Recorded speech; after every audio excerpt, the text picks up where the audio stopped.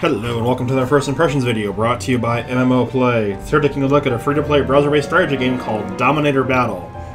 Like I said, this is going to be a strategy-style game, bit of a base building and with some tower defense mechanics, and then some light real-time strategy when you're doing attacking and even defending. So, like a lot of browser-based games, you're going to have a limited, finite amount of space, gotta build in it, gotta use it efficiently.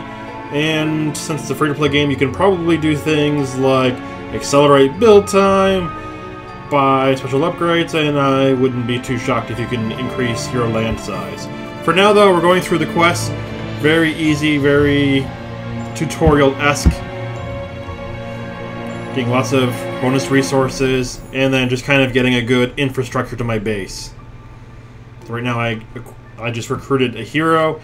Heroes will help lead my guys into battle. And here's another one. And also, eventually, you can recruit basic grunt-type troops, too. So you'll have heroes, you'll have troops.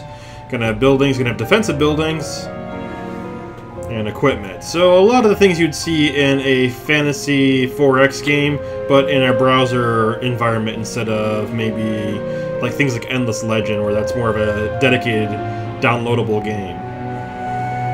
And then there's going to be attacking campaigns when you're playing against AI, so like other strategy games, you're going to go and fight in a series of battles. You gotta take care of my guys. And now for the real-time strategy aspects of it, I can control individual guys. I can send them towards individual areas and then use their special abilities, which I just did there. So there are elements of real-time strategy, and there is micro in this game. And you can see I can get my reward. Click OK.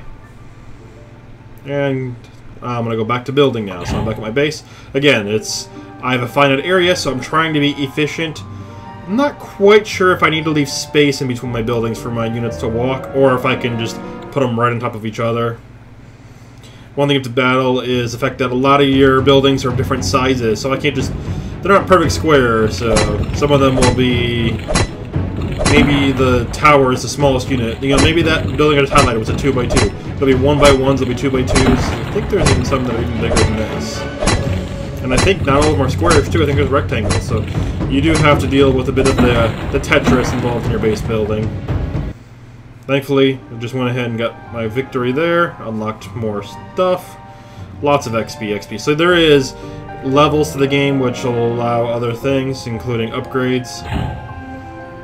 You can see I did put a watchtower down towards the top of my base that has a green circle. When you place it, that's the area it defends. It will only defend that space. So these are things you want towards, you know, covering your buildings, because eventually the AI and potentially players will come and visit you. And well, if you're not able to defend it, then you're going to start losing buildings or having to repair buildings. This being a free-to-play game, you can see things like the daily login system. Then there's achievements, and there's also microtransactions. And so for my cooldown abilities, I need to wait until I build Rage, so the yellow bars, from attacking, like a warrior in Warcraft, at least back when I played Burning Crusade. And also there's a cooldown, so the red has to build. Another thing you notice is one of my guys couldn't deploy right away. I had to wait to deploy him, so he came in metal eventually. And then for rewards, the thing that's interesting here is you can remove rewards you don't want. So the first one I can remove for free, just say, hey, I don't want X. So I can maybe just go remove that. In addition, I have to pay extra currency to remove more rewards. So if I really want to hone in on a specific item that I want, maybe one is just strategically better, maybe one has benefits for my hero, but others are for other heroes that I'm not using, then you can use that to kind of minimize the luck involved in your looting. And see, now it looks like we're actually getting to the point where I have 2 quests to work on. Unlike other strategy games, I'm going to be building. I'm also going to be upgrading. So there we go. Here's the circle. That's the area it will defend my base.